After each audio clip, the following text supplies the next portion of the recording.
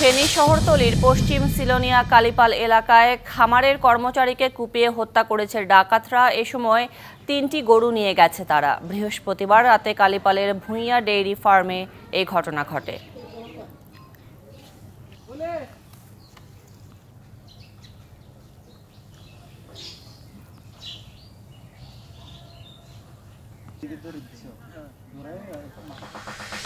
নারী ইন্টার্ন চিকিৎসককে লাঞ্ছিত করার ঘটনায় দ্বিতীয় দিনের মতো কর্মবিরতি পালন করছেন নীলফামারী জেনারেল হাসপাতালের ইন্টার্ন চিকিৎসকরা। এতে চিকিৎসা সেবা ব্যাহত হচ্ছে হাসপাতালের অন্তঃবিভাগে।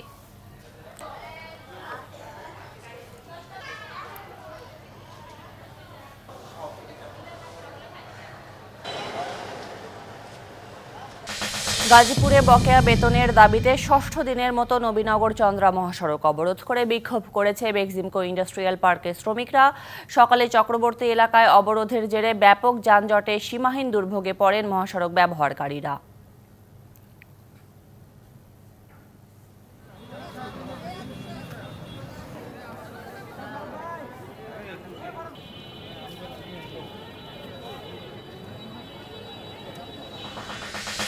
কোভিডের কারণে দীর্ঘ সময় বন্ধ থাকা সহ বিভিন্ন কারণে সরকারি প্রাথমিক বিদ্যালয় থেকে শিক্ষার্থী ঝরে পড়ছে। বিষয়টি রোধ করতে কাজ করে যাচ্ছে সরকার।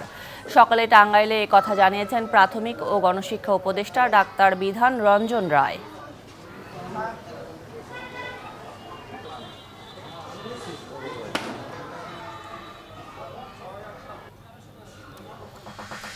বঙ্গোপসাগরে বাংলাদেশের জলসীমায় অনুপ্রবেশ করে মাছ শিকারের অভিযোগে একটি ফিশিং ট্রলার সহ ১৬ জন ভারতীয় জেলেকে আটক করেছে কোস্টগার্ড। পরে ট্রলার থেকে জব্দ করা ৪০০ কেজি মাছ নিলামে বিক্রি করা হয়। শরীয়তপুরের ডামুটায় দুপক্ষের মারামারি থামাতে গিয়ে লাঠির আঘাতে নজরুল ইসলাম মোল্লা নামের এক ব্যক্তি নিহত হয়েছেন। সকালে উপজেলার পূর্ব ডামুডা ইউনিয়নের চর ভয়রা এলাকায় এই ঘটনা ঘটে।